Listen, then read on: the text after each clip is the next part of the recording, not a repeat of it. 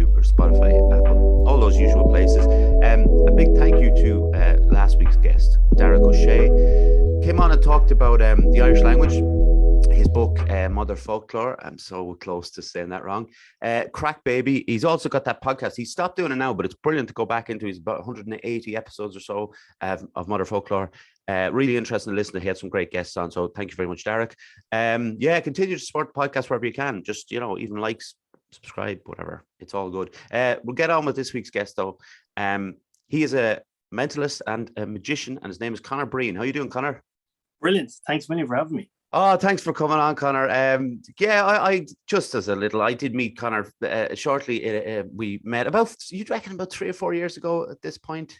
Yeah, it was probably, I would say definitely over 3 years ago anyway. Yeah, we had a nice little chat, I remember, just at the kind of changing area in the gym. And, I was much thinner. Yeah, well, look, we all were much thinner then, Conor. It was Jesus, though.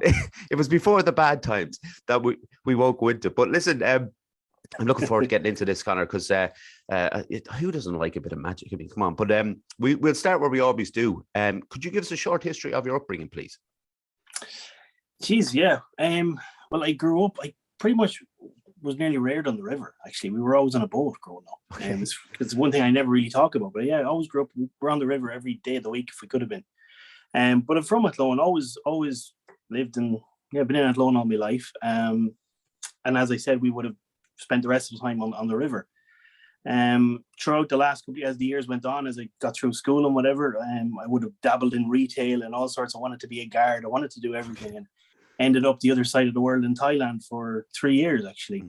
And that's kind of that changed my life forever. So I don't know if that's based on my upbringing, but that's just a very quick run through of, I suppose, from growing up in Athlone to where I ended up all the way out in Thailand, and here I am back again. So yeah. I've spoken to people about, who grew up around the sea and stuff, and they were always like in the sea, constantly in the sea. Like, you growing up on the river, like, is you still drawn to the river? Oh yeah, badly, but I never get on it anymore. I see it, and I just like, I want to. I have so many memories and nostalgic feelings that come to me when I just see the lake or the river, but I just don't get out into it. But like for us, being in the Midlands, it's right on our doorstep, and I don't know how many people actually take advantage of it. But like, there are people who come from far and wide to go do the River Shannon, for example, or get down to Derg or whatever. Now, obviously, weather going well, it's a completely different thing. But yeah, like, I just don't get on it enough, to be honest. Did you do the river at all, or? No, I didn't, and like I did my school years in Swords, but I'm from Athlone here. But I don't. Right. I remember doing a bit of fishing and stuff. But I mean, I couldn't handle the feel of the fish. I couldn't take the hook out of the fish, so I had to get someone else to do it. I thought, well, it kind of rules. I would like the idea of going out fishing on my own. But every time I caught a fish, what would I do with it? Like, because I wouldn't be able to take it off the hook. So I have to bring numerous fishing rods. So, but I do love, like you say, though, and I think it's like, it's really true to say that when things are on your doorstep, you very rarely, avail of them. And I have started to do this silly cold water thing. And I mean, I probably went into the Loch Ree for the first time in probably 20 years, maybe. It was like, last year. And, I really hated it because it was so cold. It wasn't that it was nothing, there was something painful. Yeah, it's very, very painful, and it's a challenge, and I get it. But yeah, I think we all admire it, but I think there's so much we could do on it. And you're right, like all those people coming to actually do stuff on the river, like actually take advantage of it, are coming from different counties. But it's funny like that. But I don't know if it's a case of faraway hills are greener. I don't know if that's just a thing of even being Irish. I don't know. It's a case of you don't really appreciate what you have in your own doorstep, and hence the reason I ended up the other side of Asia, trying to find myself, when really, you're kind of inside yourself all the time, just updating your software. That's all you're doing, really. It's true. It's very true. So, Conor, when did you first become aware of mental health? Yeah, it's I don't have a particular time, but I know that when I was younger, I knew that I found my, say, emotions and things hard to deal with, and felt, I suppose, it was very hard to, when you're a young kid, when you're 14, 15, 16, and the pressure of the world is on your shoulders, and you don't really know what to do, but you're fighting to be independent, but you also need mommy and daddy. And, you can go different ways there. And I suppose at a teenage age, I don't want to say I was, depressed or anything, but definitely I think we all are affected by some form of depression of some form, whether we can admit to it or not, where nobody's exempt from it. So I think, I don't know when I became aware of it, but I always knew that it was something that it could just come up on you like a dark cloud, and you don't really know what. You have to really surround yourself with the right people and, reach out, I suppose. But we're all very uneducated on it. But even though we're more educated than we were, but everyone has a different, we all suffer different things. A problem for you is a different problem for me. Of course. And I think what you're saying there is interesting, because a lot of people have come on and said, when they look back, they think that maybe there was something there, whether it was like depression, anxiety, whatever it might have been. And, with us getting a different kind of,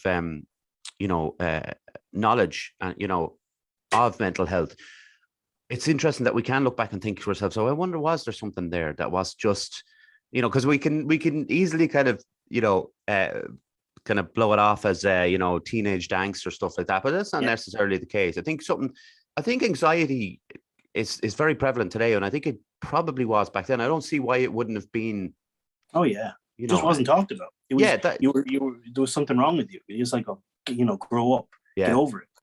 Yeah, I mean, the cheek and audacity we had to say that to anybody in that sense. When you think about it now, if you could say that to someone now, I mean, you couldn't say that to someone now. Yeah. But you also wouldn't feel like you wanted to say it. I don't think you would. But we were very quick to kind of just brush it under the carpet. Yeah. But we are getting better, and with the knowledge we're getting, absolutely. It's much better.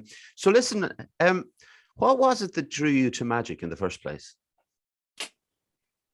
I think the same as anyone who gets into magic. Like, it's mind-boggling. I love the unknown. I love different. I get annoyed when I see someone wearing the same shirt as me. If I have a shirt, I come out of buy pennies, and the same fella's wearing it. I just hate being the same as everyone else. So I always loved when other people came out and they did something that just shocked me. And I remember, from Paul Daniels to anyone that we would have grown up with, from David Blaine and Uri Geller. I mean, I only got to meet him a couple of months or last year. Yeah, I grew up watching that guy. Like, he was one of the reasons why I wanted to start bending spoons, as you do, But like, I got into it probably when I would say 12 or 13, but I was just dabbling. I didn't know what I was doing. I got a magic set, and I just I didn't actually tell anyone. This is another thing as well. Like, going back to the thing about, afraid to tell people. Like, saying you were a magician or you did magic was the weirdest thing. It's like saying you're a part-time clown. Yeah. Okay. Do you know what I mean? Yeah. No, like, I it's get a you. Suspicious thing. Yeah. What I see, what I was having to think about there the other day when I was just writing out the questions, and I think a big thing for when I was 13 or 14 was playing the guitar, and there was a kind of a escapism to it, and I can imagine that must be very much similar to magic. Well, it is. It's like, I wasn't very confident growing up. I'll be totally honest. I wouldn't say introverted, but I'd be happy to have one buddy as opposed to 21 buddies.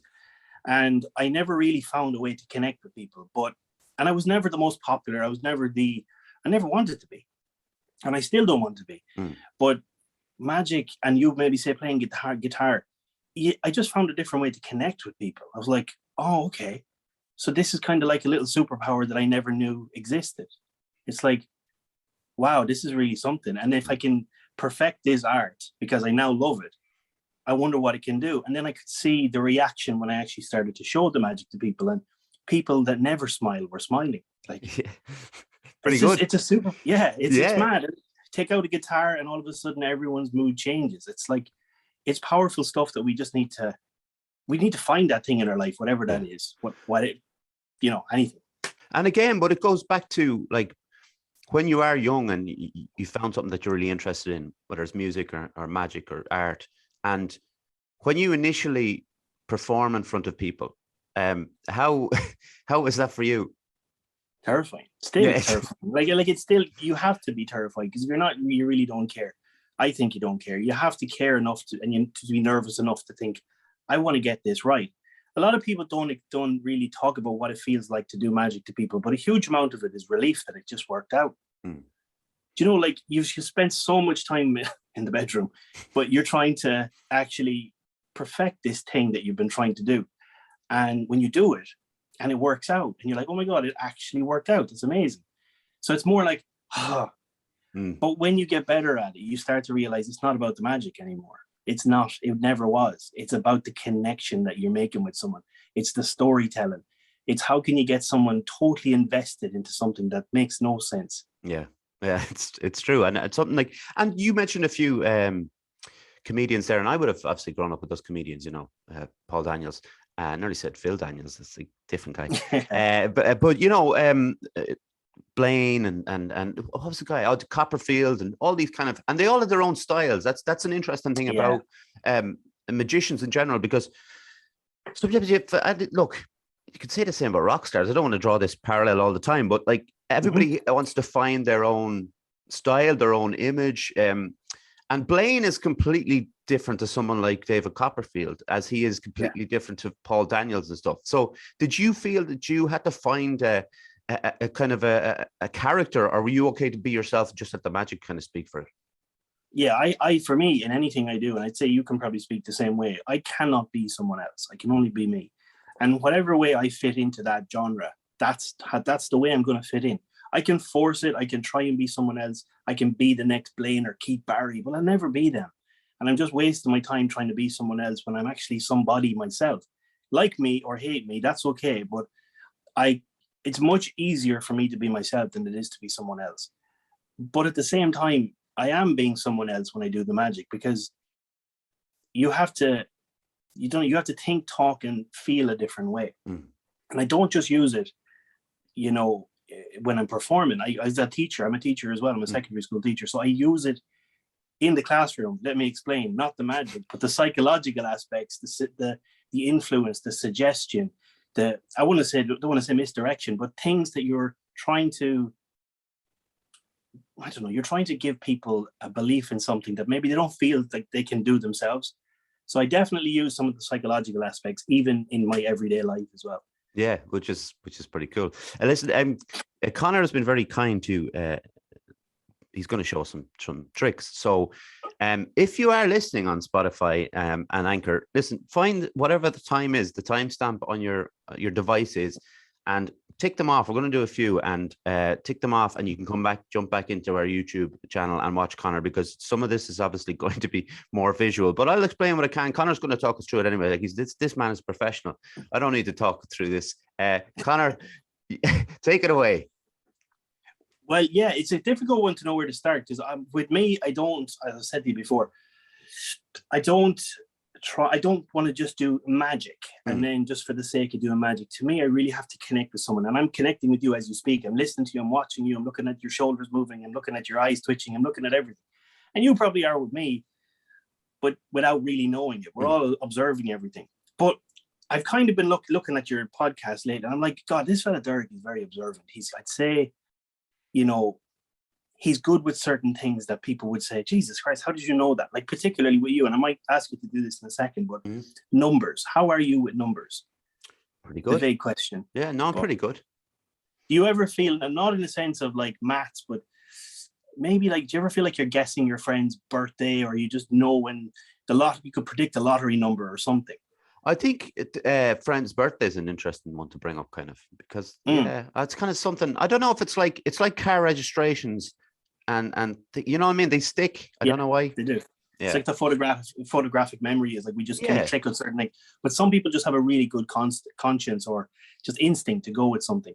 So I'm going to get you to do something that is going to seem really weird, but I'm going to get you to try, and I'll have to change this if this works, but this will be crazy if you do it. Okay. You're going to try and unlock my passcode from here. Okay, right. Which seems kind of mad to think. If you know you don't know my passcode, right?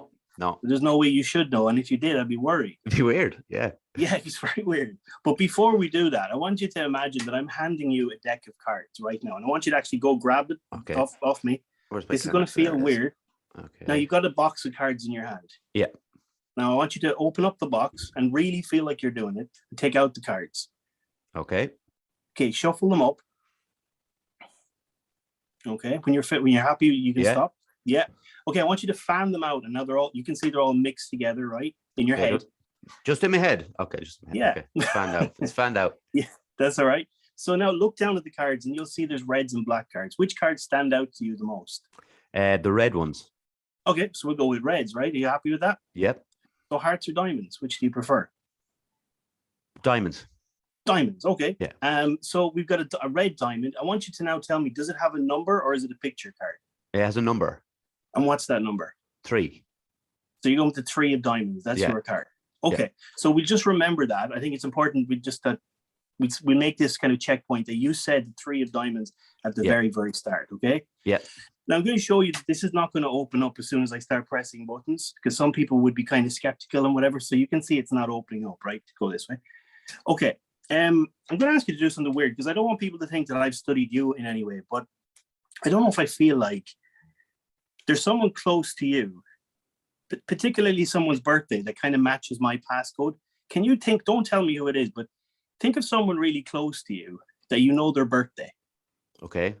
You know what's the date of their birthday? What's the month like? Oh, the month. It's the April. Would you be 04? And what's the date in April? It would be the 16th. 16th. Okay, so coming up. Okay, I can tell you that's not my passcode, but I can just to show you, right? So that'd be 0416. I thought maybe there would have been some connection between a birthday, but there wasn't, which is okay. So Derek, your first attempt, I want you to try and guess my passcode. I can tell you it is not 000 and it's not 1234. So okay. Just take a crack at it. Doesn't matter. 7136. Okay, I love the way that just happened. Okay, why not? Right. 7136 is not my passcode. Take another crack at it. 4289. 4289. Okay, I can see you're getting somewhere with this, but still not there. So 42. You said 89? Yeah. 89. Okay, so just stop for a second. So you were very quick to say those, and that's what happens when you kind of just go with something without thinking about it. But as I put you in the situation where you were thinking of taking out a card, you did it really well. You imagined it. I want you to now imagine that you're opening up a safe. There's 4 digits to that safe. You have to open up that safe, almost like your life is depending on it. All right. And I want you to really think about this, and don't just go with whatever you think is kind of just you want me to say or whatever, but just if 4 particular numbers come to you, just shout them out. Take your time. Say it when you're ready. 6243. Are you serious? 6243? Yeah. Watch this. 6243. You literally, you just opened up my phone, right? That's not supposed to happen. That's pretty mental now. But it doesn't really end there, because I always make little predictions, and I asked you some stuff at the start. Now, if you can see here, I've got a reminders. I might need to bring the light down on my phone a little bit because it's a bit bright. This reminders, I'm going to click on that. Can you see that I have, this way, 1 reminder? Yeah. I'm going to click on that 1 reminder. I don't know if you can read what that says, but I'll let you try. I will make Derek randomly think of the 3. Oh, come on. He will think of someone close to him and sign out areas. Maybe not by phone. That's Conor. That's witchcraft now. So it says he will think of someone close to him whose star sign is Aries. So what were you thinking of? That was my dad. And is his star sign in Aries? Is that I'm pretty sure if it was the 16th of the 4th. Of April, then he would be. Yeah, that is Aries. And Derek will unlock my phone on the 3rd attempt, which you did. Conor, that's spectacular stuff. Probably will haunt me for a long time to come. Because you cracked my password. I didn't crack yours. That's fair. That's fair enough. I think we'd probably both be haunted, but that was really brilliant, Conor. Spectacular stuff. I did not know where you were going, because do you get this actually much? Because do you think people find themselves under pressure when you ask them to do stuff, almost as if they have to get it right for your sake? Yeah, sometimes that can happen. I do feel bad when I never try to make people feel like that, but maybe I do. But I try not to, because I hate that feeling of seeing someone fail or struggle or anything. But the most kind of the one thing I probably would say is just to kind of loosen up and go with it and just listen, because it's just kind of instructions and telling you what I want you to do, and if you go ahead and do it. But there are other people who try to fight it, and there's just no point. There's no point trying with that, because they don't want to be entertained. So it's like, okay, cool. That's what I wanted to ask you, because I had it written down of people trying to, make you, I suppose, make a misstep, because people will want to trick the mentalist, as if like, at the very last second, if you ask me to think of a number like you did there, I suppose, when I'm thinking of a number and I am trying to think of it honestly and picking a 4-digit one that's coming to my mind, there's probably people who are going to be like say it's 6412, but they go 641, and at the very last second is 3, just to try and throw you out. For sure. Is that possible though? Yes, it's always possible. Like there are times, like it probably say 7 out of 10 times it can happen, but I'll always try and figure a way of maybe trying to save it so that I don't just. But it's also, I don't look at this as me trying to get to the destination. I try and bathe in the journey. That the destination is cool, but I want it to be an experience that, like, I don't know if you felt it there, but I didn't want that to feel like I was doing a trick on you, because you kind of did everything there to me. You unlocked my phone. You guessed the card that was in my reminders. You did everything, but yet you kind of felt like I did. Do you know what I mean? It becomes kind of a co-journey, you know, because it's like you're guiding me what I guess what you need or where the trick's going to go, but I'm the one coming up, like you said, I'm the one that's coming up with the numbers. I'm the one who's like, because it's not like you're saying pick a card and then you pick it out. It's in my imagination, I'm picking out a card the same as picking out a number, and I think that's what's cool about it. Like that, there's a kind of a conversation going on in the middle of the trick, and that's a nice thing. But you're like, TikTok is a platform that you use quite a bit. How good of a platform is that for magic, do you think? I tell you, it was a game changer for me. I probably 2020 when as soon as the pandemic hit, I just heard, I didn't know what TikTok was. All I knew of TikTok was it's the sound it makes on a clock. I hadn't a clue, and I was like, well, like, what do I do on that? And then I stuck a magic video up there, and it just went crazy, and everyone started wanting more. I grew like crazy on it, and I got people reaching out to me from left, right, and center. It was a bit overwhelming because I'm not that kind of person that looks for that. But I didn't expect that to happen. But in terms of a platform, it was a different format. Like this, me doing magic to you on a, like, virtually is bananas, really, when you think about it. I can't influence you physically, so everything I do has to be mental. I do most of the nights, like I go live on TikTok just to kind of exercise myself, just to kind of get the kind of magic talk, just to get used to it. But you're reading comments, and you're reading it going, the 3 of diamonds. Oh, okay, hold on. And you're waiting. It's like, is this the one? Waiting 20 seconds. There's a lot lost in it too, but it's a great opportunity to show difference, just to be different and to go out there. And I think it's just an opportunity for people to show their creativity. And in many ways, it's funny like that. You know, you hear about people, you know, have found their voice through TikTok, whether it's, you know, it could be magic, it could be music, whatever it is. And that's just great. I'm not on it myself. Someone asked me to go on it for the podcast. I don't know how that would work. But you never know in the future. But I had a chat with a magician before, and it was really interesting, the fact that I asked about new tricks, and they were saying, well, they're never really, you know, they didn't come up with new tricks. It was kind of like people were paid to come up with tricks, which is, you know, fascinating to think about, you know, people sitting at home and doing it. But I suppose somebody has to. But when you get a trick, or you see a trick for the first time, is it possible for you to evolve on that trick, evolve the trick, or, you know, you're obviously going to make it your own with the person you are, you know, like we talked about. Yeah. But can you kind of mess around with the trick to kind of suit what you're trying to do? Yeah, you can take a principle in magic that would have been done back in the early 1900s, and you could make it into something special. I mean, Copperfield was doing everything that Houdini was doing, and David Blaine. I mean, but they made it into massive, big, huge production, and it was, so you can definitely go that way. But I think a lot of people. There was a magician, Kieran Johnson. He's a fantastic magician, and he's helped me out so much in the last couple of years. But he said to me, people always think they have to think outside of the box. He said, but you don't. He said, you always think inside the box. He said, don't go changing anything. He said, people are forgetting about the brilliance of what's inside the box, but people think, it's old, you can't do anything with that.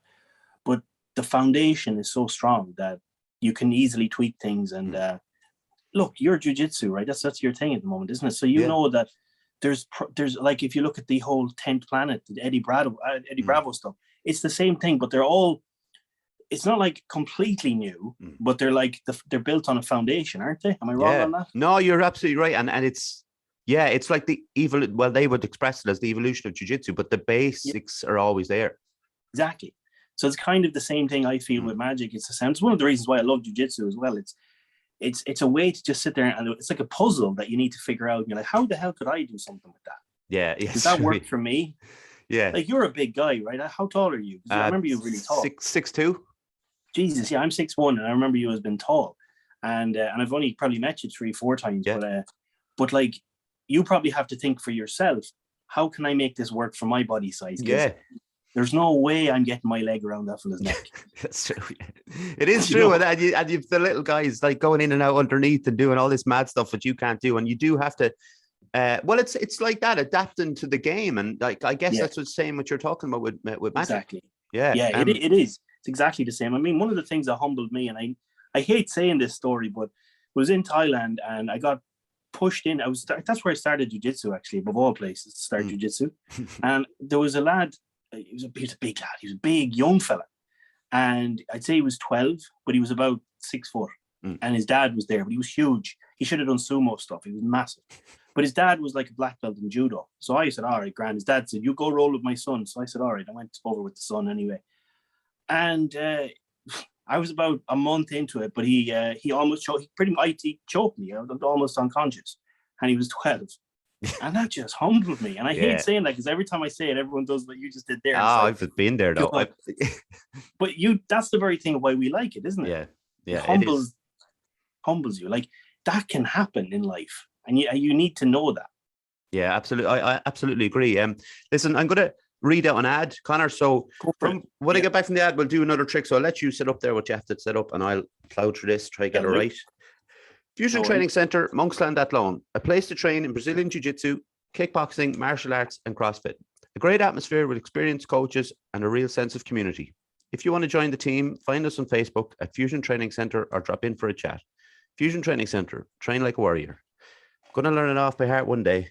One of these days, 113 episodes in, one of these days, he's going to get it off by heart. But I get through it. But I get through it to a point, and then there's something, and I wrote it. Like, it's weird. Anyway, it doesn't matter. But listen, they're great though. CrossFit, they're brilliant out there. Actually, in fairness to them. Yeah, Mark is still there. Everybody is still. Yeah, same crew. So it's great. Like fantastic. A lot of fun. But and the same as like it's a big. I talk about this an awful lot with mental health and stuff. It's such a big thing for me to be able to go into a group of people, very supportive people, have a lot of fun, get fit. It's very important for people. So that's why I want to read out the ad every time, just so somebody might latch onto it and just come out and give it a try. Well, can I ask you a question?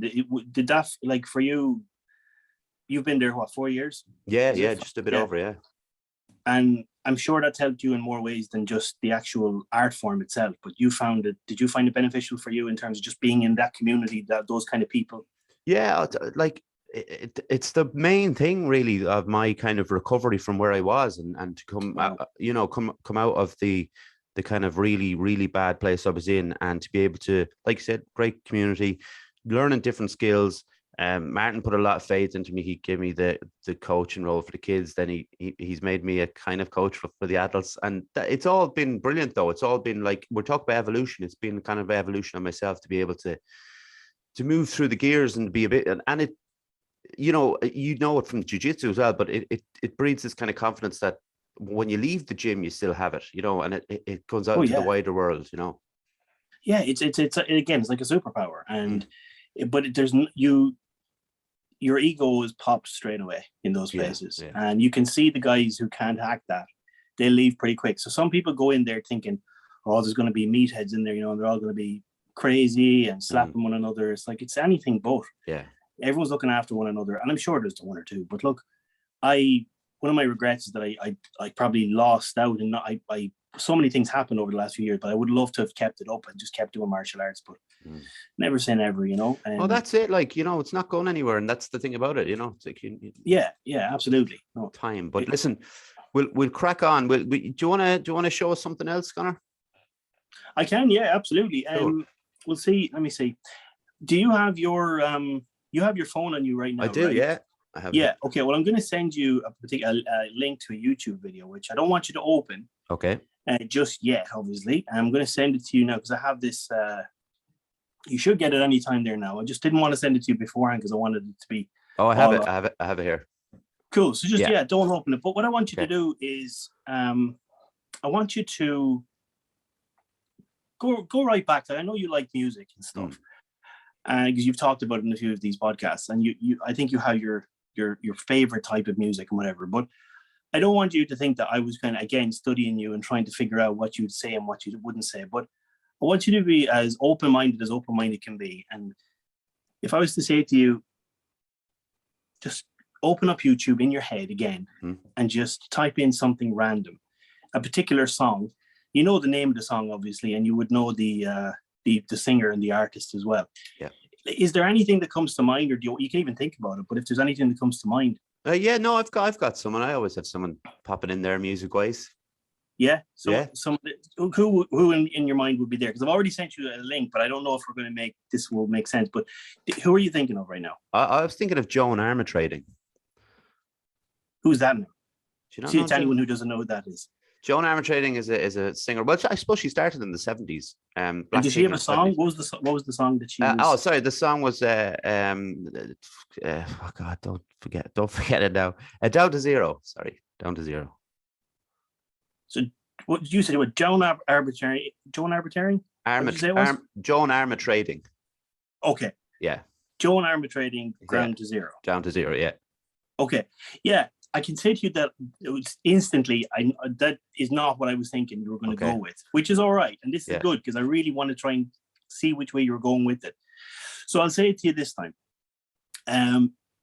Go back a little bit into your younger years, if you can, into a time where I wouldn't have known you, obviously, and go into something that wouldn't be, that's quite niche, to be honest. And I was thinking of something along those lines, but there are 93 million songs, 93 possible million songs that you could think of right now. Yeah. You've thought of one, and I can tell you that isn't the one. But if I was screaming at you right now, saying there's a particular song, what would that song be?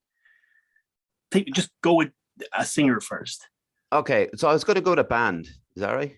Oh yeah, band. Yeah. I'll go with U2. Okay. Yeah. Was there a particular song from them that you were thinking of? I would say Zoo Station. Wow. Okay. So any particular way? Any particular reason? I was listening to it recently enough, but it's just one of my favorite. It's probably my favorite U2 song, and I was listening to U2 recently, and then that just popped into my head. Yeah. Okay. Yeah, that's interesting you say that, because I was in my head. I was thinking of how could I influence you to think of something going back a little bit older, but not too old. Like, we're not going back to Elvis Presley days, but it was quite a challenge to do that. But that was something you started listening to recently. I couldn't have known that though, right? No. Okay. So, I didn't get the first one, but just open up the link there and just see what's on that. This will be, hopefully, it should open up for you. If you hit play on the video. Yeah. Okay. Is there anything, if you can see it, I don't know, you probably need to turn up the volume, but did you press play or what is it? It's probably it's like a playlist of music. Let me see. Is it? Did I send you the right one? This one? Maybe not. It's too bright, is it? No, don't worry. No, that isn't the song that your song you're playing right there isn't the song I was thinking of. But maybe I sent you the wrong thing. Yeah, because it's like, it just says like playlist, music, movies, and more, but it doesn't give an artist or anything like that. So okay, well, no, then I don't know why. That's really weird. Okay, don't worry about it. Right, we'll scrap that. We forget the whole WhatsApp thing, because I had a link and I was like, I thought I copied it right, but maybe I didn't. But anyway, yeah. What we'll do, right, is again we'll put the power back to you. Okay. And I want you to see if I can do this. This is quite random. Okay, who's your favorite celebrity? Oh, my favorite celebrity. Jesus. Who do I like? Could it be like music, movies? Yeah. Okay. I'll say Joaquin Phoenix. Joaquin Phoenix. I love Joaquin Phoenix. He's great. Brilliant. Yeah. Okay. Well, I don't have Joaquin Phoenix here in the list, and I'll show you in a second. But however, it'd be great if you just walked in, wouldn't it? Oh, it'd be brilliant. I have. You can see the cards here, right? They're all different, right? Yeah. Yeah. Okay. I'm going to ask you to find me the 5 of hearts, but I'm not going to tell you where it is. But on the back, I have all these celebrity names. Okay. So we got Taylor Swift, right? I don't know if you can see all this, but you Taylor Swift, you got Erin Barnett. She was on one of these reality TV shows. She's the 9 of diamonds. Justin Bieber, Dwayne Johnson. We got Tina Turner, of course, who you know, which is the ace of clubs.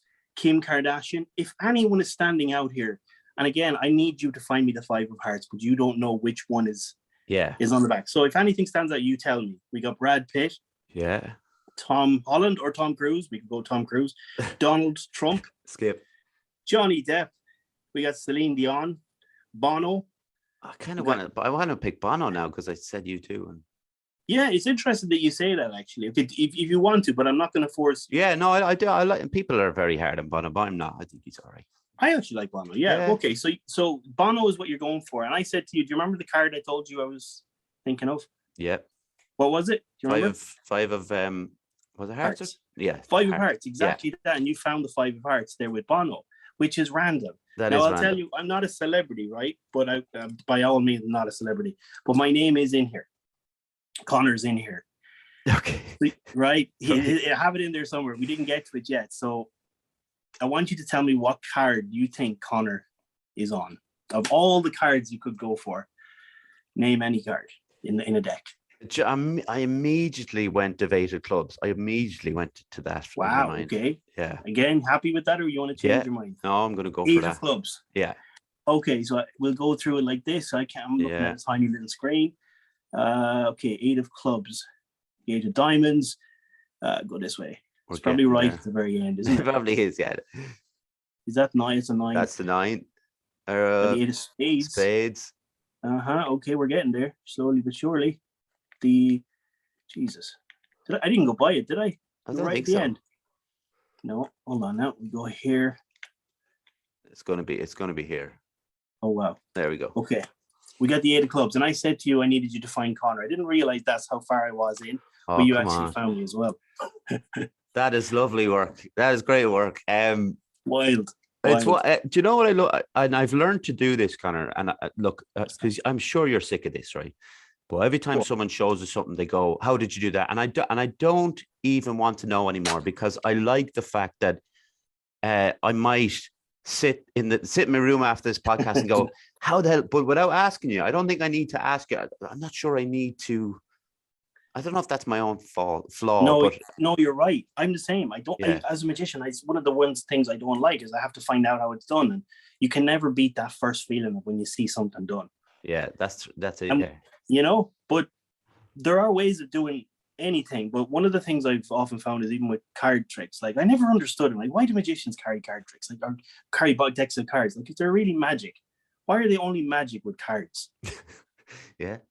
Like, why? That just makes no sense to me. It's like, okay, you can do coins and there's, you can levitate stuff and whatever, but I always just wanted to just do everyday objects and just or nothing, and just look at a person and say, think of something, and just tell them what they're thinking.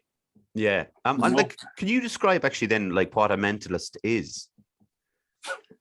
It's a tough question. I don't even like calling myself a mentalist, because I kind of let people call me whatever they want. It's like, I'll do what I do, and you call me whatever you want after that. But I don't claim to be a mentalist or even a magician or a psychic or even a mind reader. They're very bold statements to make before you do something.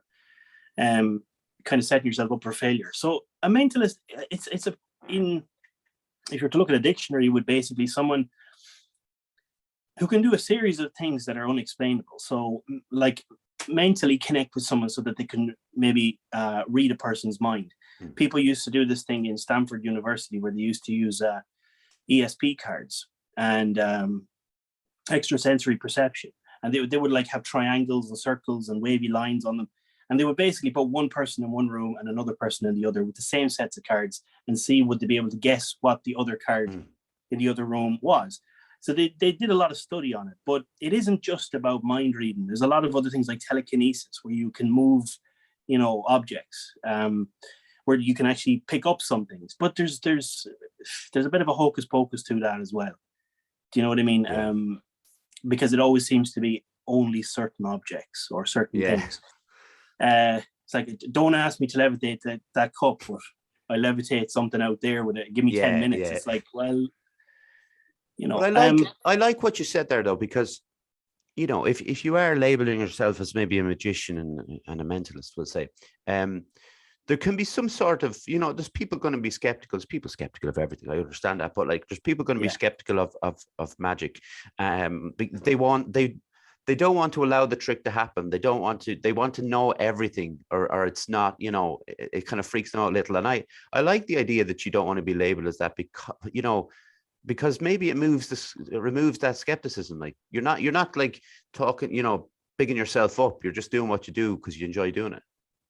Yeah, you're blurring the lines between reality and something magical. It's like when you've probably seen Derren Brown. To me, Derren Brown is the greatest living mentalist of all time. I think he is hands down the best, because still to this day, people still question whether what he's doing is it magic, is it mentalism, or is it just really good psychology? And it's all of them. It's everything together. And he's just so good. And he blurs those lines because he doesn't come out and says, what he says is, I'm not a psychic. I'm not really reading your mind, but I'm going to do everything to make you feel like I am. Yeah. And you're sitting there going, okay, he just told us what he's doing. But then he looks at you and says, you're thinking of Rosemary. And you're like, what? How is that not real?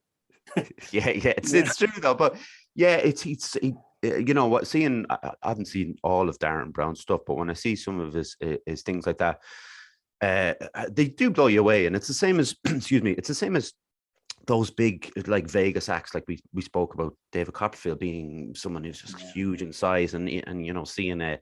But then you see things like David Blaine, and he's doing things which they're human feats. There's nothing to do with magic. It's like when he's swallowing all the water and to become kind of a human fountain. It's not like, that's no longer magic. That's just doing something that nobody else could do, or doing something that he's have to practice over and over again. Yeah. You know, so that's a good point. Yeah. So one of my other good friends, I mentioned him already, Kieran Johnson, he's one of only 7 people who can regurgitate, just like David Blaine can. Really? And yeah, he was just, it's just being born to be able to do it. But I asked him, it's like, well, if you're born to do it, then is that just kind of like been double jointed? And he's like, no. He's like, how dare you, first of all. But he said, it's about the control. And I was like, well, what do you mean? He said, well, if I swallowed 50p or 50 cent and I put it down into my stomach, he said, I can control whether you want heads or tails, and I can bring it back up. He said, I can control it. Or if I swallow a 50 cent and a €1 coin, you call whichever one you want and I'll bring whatever one up for you. And I'm like, well, that's weird. He's like, so it's about control. And he said David Blaine is that guy. And David Blaine now blurs the lines between, you're looking at it going, is he really putting a needle through his arm? Yeah. And the answer is yes. Yeah. It's like, he kind of is. It's so bizarre. It's a bizarre thing where I think it was Ricky Gervais, was it? I think it was. Yes, it was. Ricky Gervais? Right. And there was there's that video, and Gervais's reaction is, I guess it's like everybody's reaction, but he's seeing it right there up close.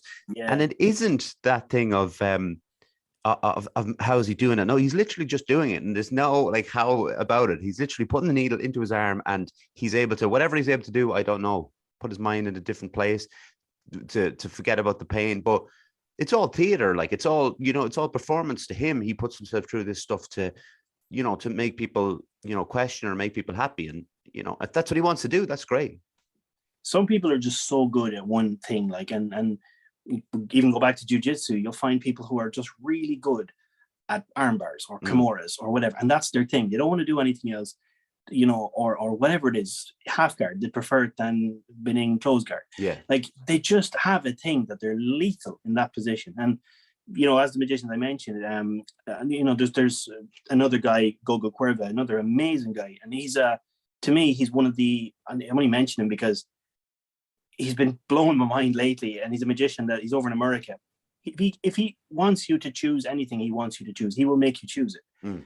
And he doesn't specify in anything wild or crazy, but he does this one thing that it just blows magicians' minds. And I'm not really good with sleight of hand, so I kind of delved away from it. I'm just not good with my hands as much with sleight of hand. So I don't do what I'm not good at. I find what I am good at and then try to excel at it. Yeah.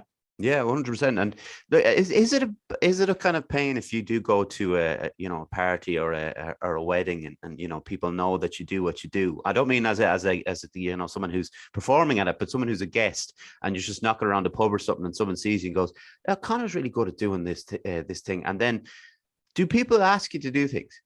Yeah. Oh, and yeah. do you like it? I do if it's coming from a good place. Like if Yeah. you genuinely want to be entertained, I will entertain you until the cows come home.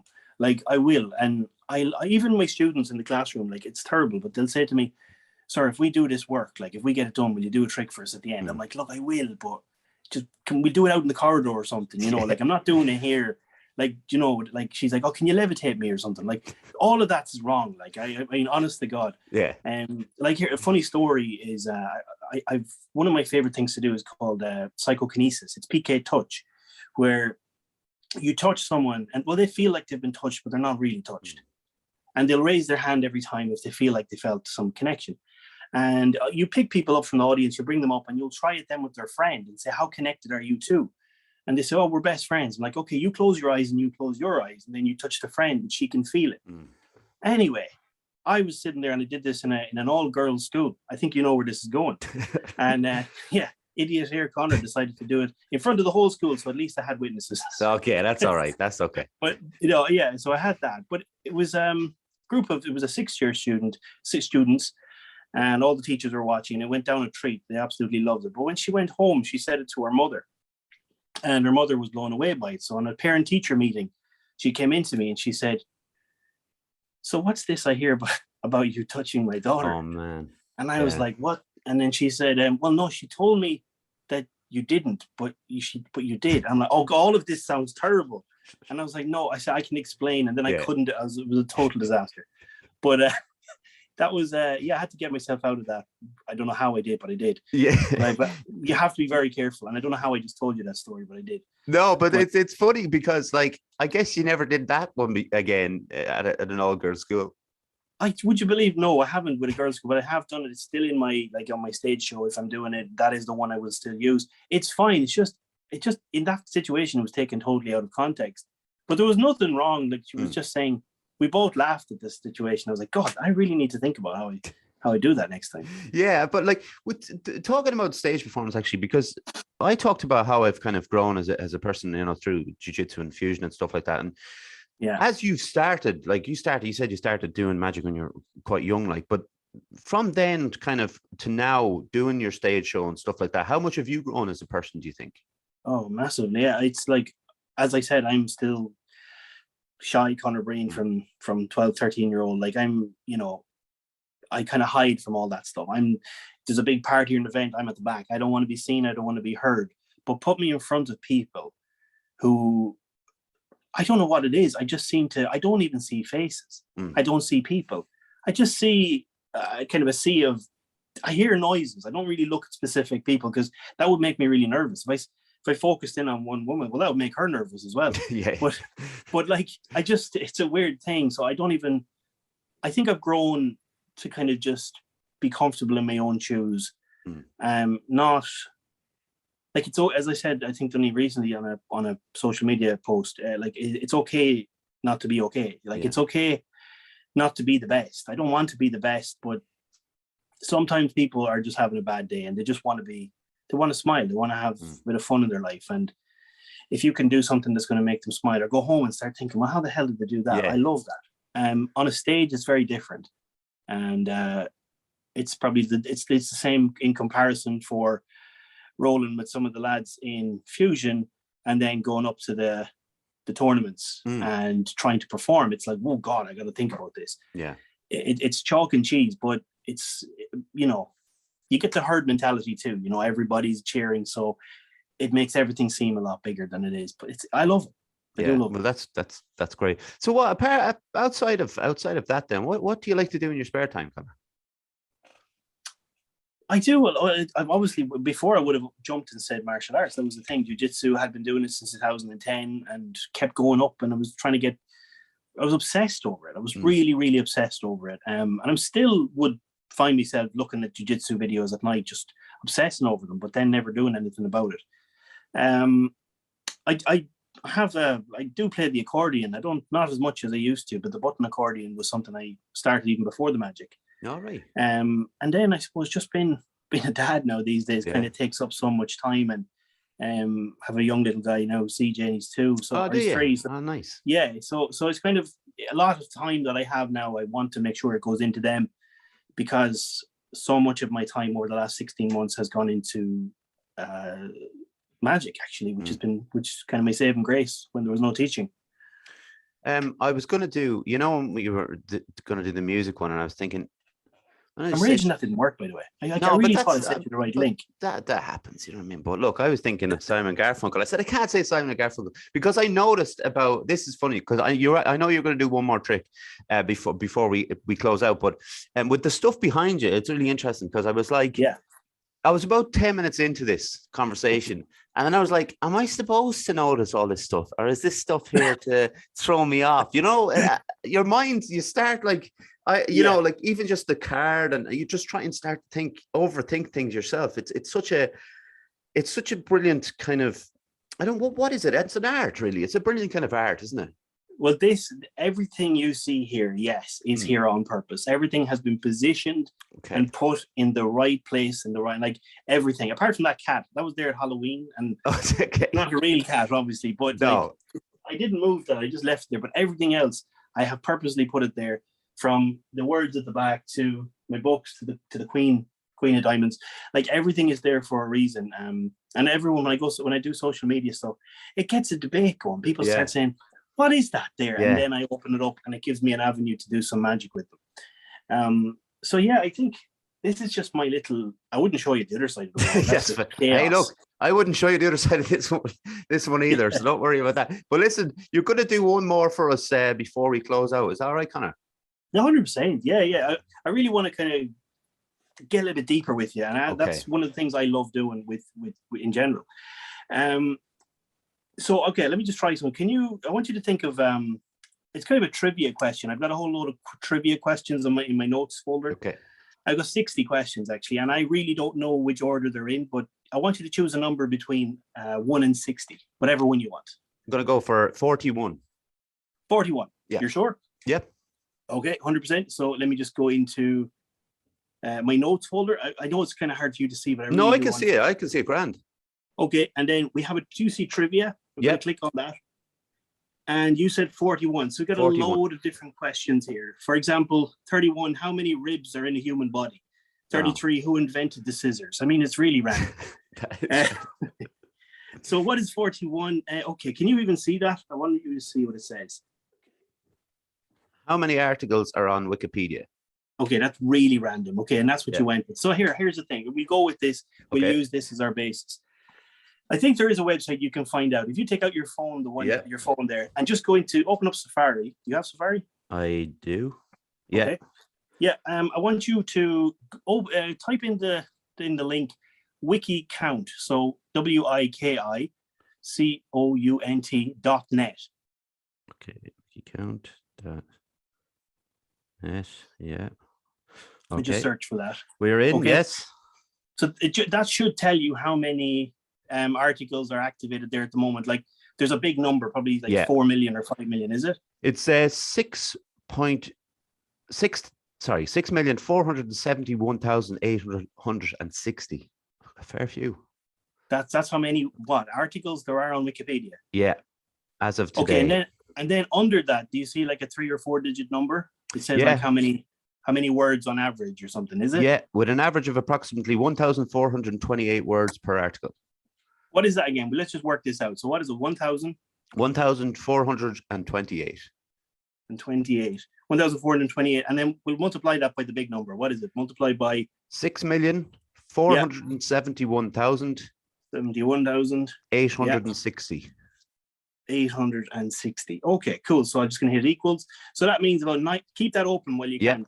So that's 9.2 billion words on Wikipedia, which is crazy, right? And that changes every every hour. It keeps changing. Okay. So just click on, I think it says visit Wikipedia or something. Just click on that and go on to Wikipedia. And then you should see a little magnifying glass in the very top corner. Yeah. Okay. So Derek, I want you to I want you to think of I'm fascinated with names, and I want you to search for someone that has hurt you in some way. And I don't want you to go too deep, but go right back to when you were maybe even a kid. This can be like the caretaker. This could be a teacher. Yeah. Think of their first name, and I want you to just, nothing too crazy, don't worry, but just the first name of that person. I want you to search it in there if you can. Okay. Don't tell me what that person's name is. I wouldn't shame this person. No. So search, yeah? Yeah, search it. Yeah, okay. Search it there if you can. Okay. Cool. And has it opened up an article? Yep. Okay. So I want you to look down in the article and find me a really big word, about 7 or 8 letters. Don't say what that word is. Okay. You got it? So does it have to be 7 or 8 or just kind of? Just a big word, like not something like that or is, but a fairly big word. Like, okay. All right. I want you to look at me for a second. I want to really, this is, again, what did we say? It was like 9.2 billion words you could be thinking of right now. Any one of them. Okay, I'm going to try and figure out what this word is from looking at you right now. I'm not 100% sure. I'm getting a lot of vibes from you, although I'm getting this big word that you're thinking of. Does it start with the letter N? No. What does it start with? That's not N, is it? A. Okay. It's not. Okay, so that's a V. There's a V in your word too, isn't it? Yeah. Okay, interesting. So you just keep saying that in your head, like, oh yeah, advantages. Is that the word? That's the word. I can. My phone is too bright to show up, but everybody's. Don't show anything. Don't show anything just yet, because this is really weird. So that's one word that you looked at out of an article, right? Now let's just take a little step back here for a second. You were thinking of a person, which ended up bringing you to an article. I want you to really go with me on this one. Imagine you're sitting in your room, your bedroom at home. If that could be where you are, I don't know where you are, but imagine you're there. You're now sitting on a chair. You've woken up from a sleep. You don't know what's going on. This person that you put into Wikipedia, this person is in your room right now. They're trashing the place and you don't like any bit of it. You're actually really bothered by this, but you don't know why this is happening. When you look down, you notice that this person is wrapping you up with some rope. Now, as you look down, let's say from like 1 to 13, how many ropes do you see in your mind being wrapped around you? I see 7. Interesting. Okay, so you see 7, and when you look down on these 7 ropes, there's a stain. Is the stain red or black? Red. Okay, and so as you're bothered by this and you're trying to figure out how am I going to get out, you're looking around for some objects. This person has trashed the floor, but you see sharp objects and you see some blunt objects. Which one are you going to pick up to? Are you going to cut yourself free and get out quickly, or are you going to prise your way out slowly? I'm going to blunt. Blunt. Yeah. Okay. That is really interesting what you just went with there. Okay. Because let's just go back to all of this. This is mad. And this tells me a little bit about you. And I don't know you very well, so this is really interesting for me. I asked you to imagine this situation, and it tells me a bit about how you feel about this person. And I'm not going to go into too many specifics, but you said number 7. Now I gave you 1 to 13. 7 is about halfway, which tells me that this person, they did have an effect on you. They definitely did. I wouldn't say it's something that it defined who you are now, or it totally brought you down, but it was something that bothered you at the time. And the reason I say that is because you went with the color red. When people go for red, it means it cut them or scarred them. They definitely remember what this person has done to them. If you said black, it would have been like a bruise and you would have got over it. But then I said, pick something sharp or blunt. You picked a blunt object, which is kind of just, you're the kind of person who's a bit more tactical. You're not just going to go crazy and lose your head. You're a little bit more reserved and you think, well, how can I figure this out? And that kind of says a little bit more about you as a person. But what's even deeper than that, Derek, is that you actually have picked yourself a card from a deck of cards. So when you said 7 would be your card. You actually went with red or black, you went with red. And then you went with a blunt one, and a heart is blunt, a diamond is sharp, which would mean the 7 of hearts would be your life card. But what's kind of strange about that is this deck has been here all the time. And you did ask me about all of this and whether you should be watching everything. I'm going to show you this. If I spread through the cards, you should see one card. If I get it, I definitely think I did this right. There should be one single card facing the other way. That card, it could have been anything. If you said 6 or 4, it would have been totally different. If you chose anything else, it would have been different. But the 7 of diamonds, what I thought you were going to pick. That's what would have been really interesting if you did. But I think if we're close enough, Yeah.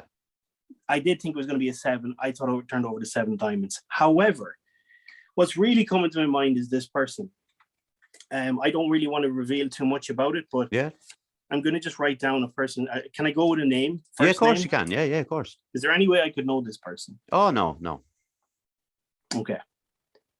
And are you okay with me saying the first name? Of course, yeah, no problem.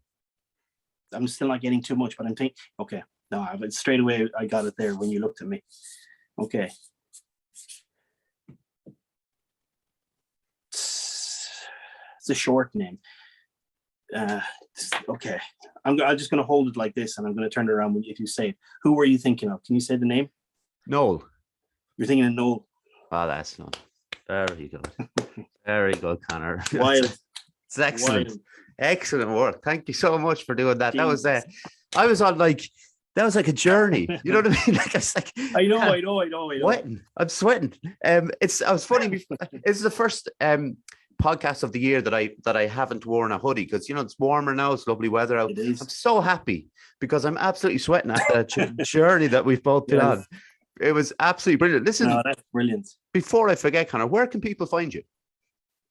You'll find me on any social media platform at the minute, from Instagrams, TikToks, YouTubes. I'm very active on Instagram and social media and TikTok at the moment, but I have a website as well.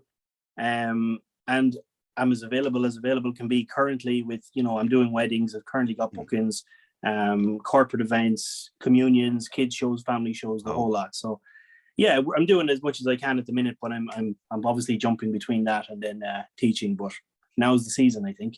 Yeah, and like I said, if you did listen to this, I know a lot of people listen to this when they're out walking and stuff like that, but listen, do yourself a favor, go back and jump back in and just watch, probably for my reactions to the tricks. No, you're great. It was absolutely brilliant. Can you show everyone your illusion? Because that one that I saw before, this picture. This is really interesting because Conor mentioned this, and nobody's noticed this before, but Conor suggested that where I have the LP here, he thought that the poster was miles back, but it's just like what? It looks like it's back on the back wall. That to me looks like it's way back on the back wall.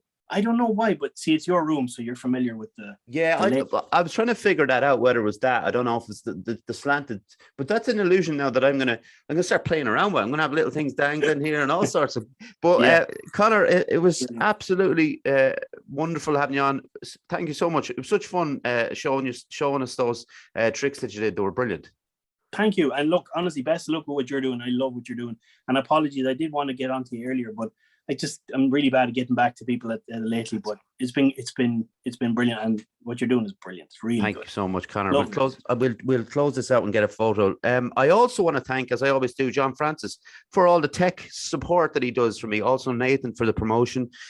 Couldn't do it without these two gentlemen. Obviously thank the people I always thank: my mum, my dad, my granddad, Jaron Calvin. Subscribe to our YouTube channel if you would. We're on Instagram, Facebook, and Twitter. Obviously find Conor over there on Instagram. He was doing some mad stuff with a light the other day. It's a bit of levitation you were doing. I don't know what you were at, but it was pretty cool, to be fair. And I don't want to know how you did it either. As you do. Yes, you do in your garden. But we're also on the podcast platforms is Spotify, Apple, Anchor, Google Podcasts, etc. Thanks to everyone for tuning in today. I hope you have had as much fun as I did. It was a great conversation and so many fun tricks that I'm going to lie awake at night. But listen, Conor, once again, thank you so much for coming on. Thanks a million, Derek, your legend. And thanks. And everybody else, we'll be back next week, as the title of the podcast suggests. Take care of yourselves. Bye.